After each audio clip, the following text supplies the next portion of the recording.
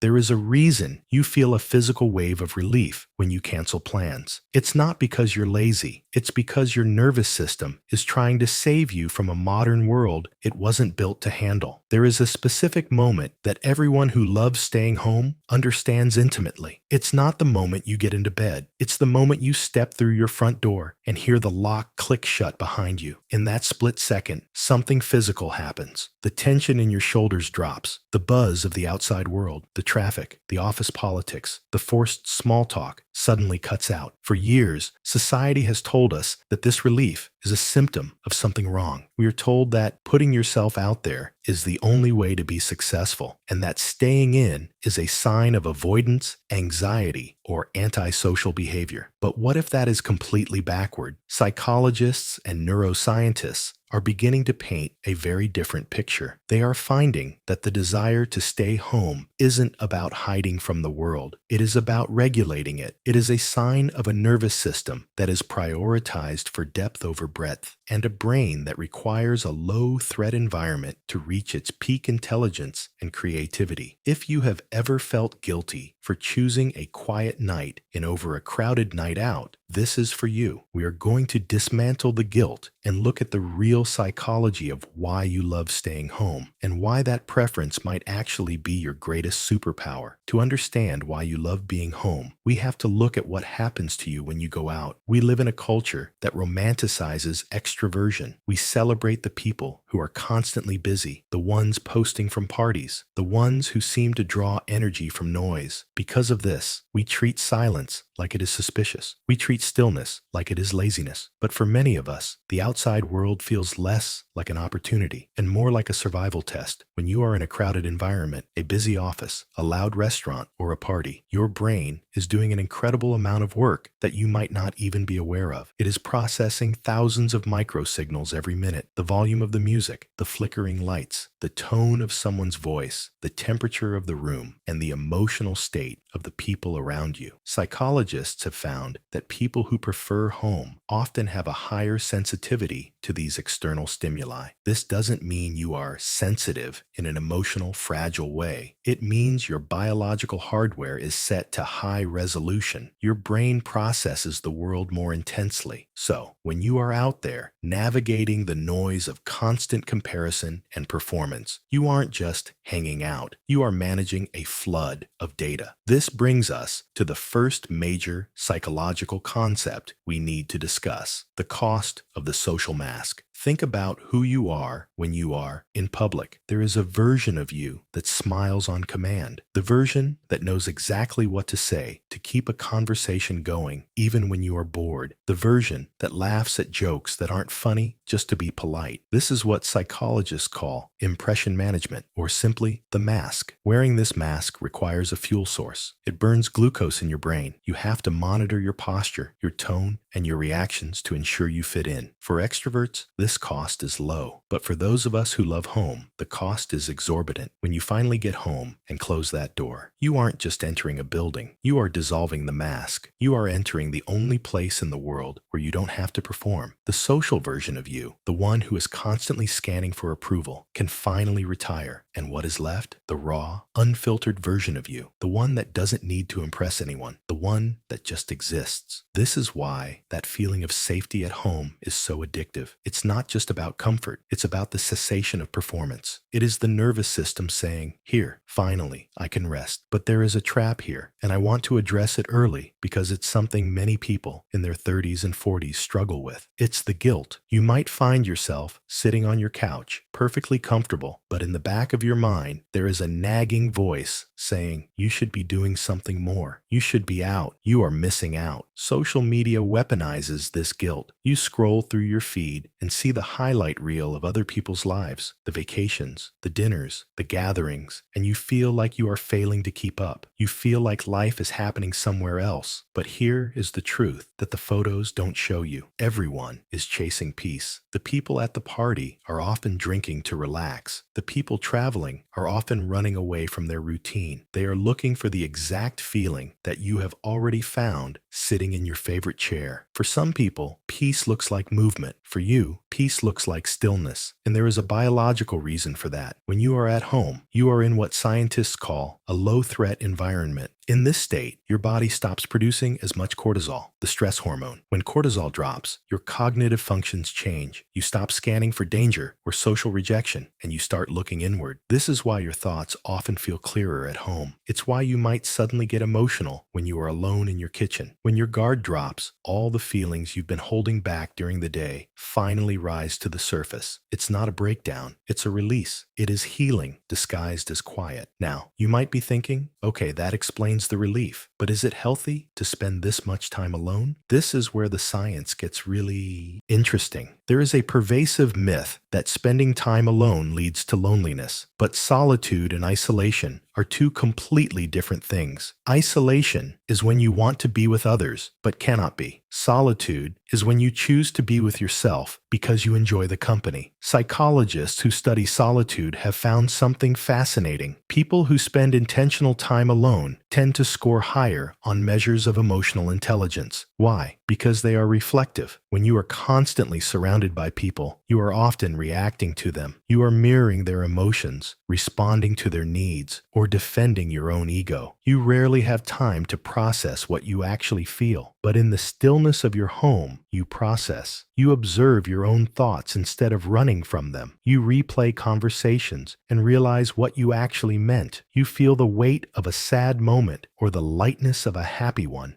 without needing to explain it to anyone else. This is why people who love staying home often have a more stable sense of identity. They are less swayed by peer pressure because they know who they are when no one is watching. They have spent enough time in silence to hear the difference between their own inner voice and the noise of the crowd. There is an old saying, if you don't go within, you go without. For people who love staying home, going within isn't avoidance, it's alignment. It is how they recover from overstimulation and reconnect with what is real. But let's go deeper. Let's talk about creativity and the incubation effect. Have you ever noticed that your best ideas rarely come when you are at a networking event or sitting in a loud brainstorming meeting? They come when you are in the shower. They come when you are making coffee in a quiet kitchen. They come when you are staring out the window at the rain. This isn't a coincidence. It's neuroscience. When you are engaging with the outside world, your brain is in executive attention mode. It's focused, linear, and task-oriented. But when you are safe at home, engaging in low-stress routines, your brain switches into the default mode network. This is the state where your mind wanders. It connects unrelated memories. It solves problems in the background. It is the birthplace of creativity. History is filled with thinkers who understood this. Writers, artists, and philosophers didn't retreat to their rooms because they hated people. They retreated because they needed the space to let their default mode network take over. They needed the silence to hear their own ideas. So, when you are spending a Saturday morning just puttering around your house, moving from room to room, watering plants, or organizing a bookshelf, you aren't wasting time. You are incubating. You are giving your mind the silence it needs to speak clearly. This brings us to a crucial point about relationships. There is a stereotype that homebodies are bad at relationships, that they are distant, detached, or hard to reach. But the paradox is often the exact opposite. People who love staying at home often have deeper relationships, not shallower ones. Here is why. They don't waste energy on superficial connections. They find small talk exhausting because it feels like a transaction. They crave the kind of bond where silence feels comfortable, where you can sit with someone for hours and not need to fill the air with words. It's presence, not performance. When a homebody invites you into their space, it is a significant gesture. They are letting you into their sanctuary. They are saying, I trust you enough to let my guard down. Furthermore, because they are so protective of their energy, when they do love, they love with focus. They give attention carefully and affection intentionally. They would rather have 2 friends who truly know them than 20 acquaintances who only know the masked version. If you are someone who loves home, you have probably felt the pressure to network or expand your circle, but you likely know instinctively that you don't have the bandwidth for 50 friends, and that is okay. You are prioritizing depth over width. Let's pivot to the environment itself. Why does the physical space of home matter so much? You can tell a lot about a person by the way they treat their space. For those who view home as a mere crash pad, a place to sleep between events, the decor is often an afterthought. But for those of us who view home as a sanctuary, the environment is an extension of the mind. There is a psychological comfort in routine and familiarity. The brain loves predictability because predictability reduces anxiety. When you know exactly where the coffee mug is, when the lighting is just right, when the blanket is in its spot, your brain can stop calculating. This predictability becomes sacred. It's not monotony, it's emotional regulation. Every object, every small ritual, from lighting a candle to the way you stack your books, becomes a signal to your nervous system saying you are safe now. In a chaotic world, having control over your environment is a form of power. Outside, you can't control the traffic, the weather, or the mood of your boss. But inside these four walls, you are the curator. You decide the temperature. You decide the soundscape. You decide who enters. This is why, when you are stressed, your first instinct is often to clean or organize. You are physically creating the order in your home that you wish you felt in your head. Now, I want to address the fear of missing out, FOMO, one more time, but from a different angle. As we get older, moving through our 30s, 40s, and 50s, something shifts. We start to realize that the excitement of the outside world is often repetitive. The loud bars start to look the same. The conversations at parties start to loop. We begin to trade FOMO for JOMO, the joy of missing out. There is a strange, quiet victory in seeing a text message about a canceled plan. You don't feel disappointment. You feel a rush of freedom. You suddenly have your evening back. This shift isn't about giving up on life. It is about redefining what a good life looks like. It is the realization that happiness doesn't always have to be high adrenaline. It can be low frequency. It can be the way sunlight hits a wall in the afternoon. It can be the smell of dinner cooking. It can be the sound of rain against the glass while you are warm inside. People who love staying home are often labeled as boring by the adrenaline chasers, but in reality, they are just tuned to a different frequency. They notice the poetry in ordinary things. They find fascination in a book or a documentary or a deep conversation with a partner. They have learned that fulfillment isn't always found in noise. Sometimes it is found in the pauses. However, we need to be honest about the shadow side of this. Is there a point where staying home becomes unhealthy? Yes, there is a fine line between solitude and avoidance. Sometimes people fall in love with home, not because they are peaceful, but because they are tired. Tired of being misunderstood, tired of rejection, tired of feeling like they don't fit in. For these people, home can become a bunker. If you are staying home because you are afraid of the world, that is different from staying home because you enjoy your own company. The key difference is how you feel after. When you spend a weekend at home, do you feel recharged, inspired, and ready to face the week? Or do you feel sluggish, anxious, and more afraid to leave than before? Solitude should be a battery charger, not a hiding spot. If you find yourself using home to escape necessary growth, that is a warning sign. But for most of the people listening to this, that isn't the case. You aren't hiding from life. You are simply engaging with it on your own terms. So, how do we navigate a world that demands we be always on? The answer lies in boundaries. If you are a person who loves home, you have to protect that need without apology. You have to stop explaining yourself. You don't need an excuse to stay in. I need to rest is a complete sentence. I'm not up for it tonight is a valid reason. You also need to recognize the value you bring to the world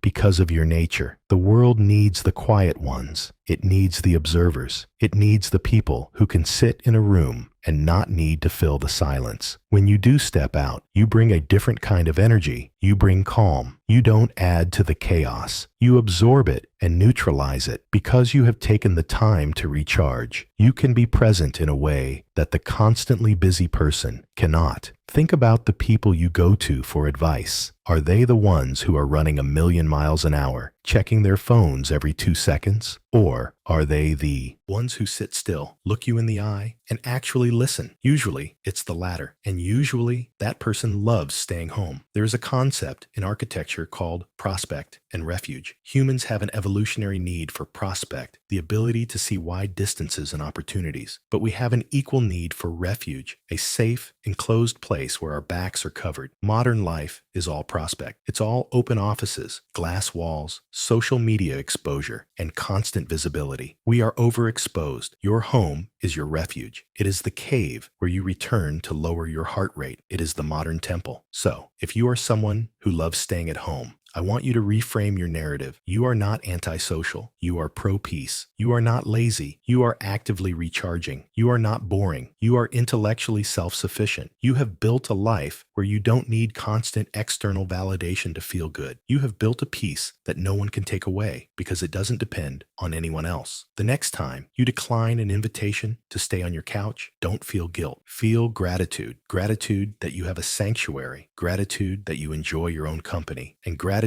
that you've figured out what so many people spend their whole lives chasing, that sometimes the best place to go is nowhere at all. There is a final, beautiful irony in all of this. By staying home, by cultivating this rich inner world, you are actually preparing yourself to be better for the world. You are reading, reflecting, journaling, and dreaming. These are quiet revolutions happening behind closed doors. You are recharging, rebuilding, and re-entering. So, lock the door, turn down the lights, make the tea, and let the world spin without you for a while. You'll be there when it's time. But for now, you are exactly where you are meant to be. If you've ever felt that specific wave of relief when canceling plans, like this video, it helps us find the others who understand. I'm curious, what is your reset ritual the moment you walk in the door? Is it changing clothes, music, or just silence? Let me know in the comments. If you want to understand more about how your personality affects your energy, subscribe. We are diving deep into the psychology of self-awareness every week. For those of you who want to take this a step further, the next logical step is to understand not just where you recharge, but how you handle the emotions that come up in that silence. There is a video on the screen right now about emotional granularity, the ability to name your feelings with precision. It is the superpower of the reflective mind. Click there, and I'll see you in the next one.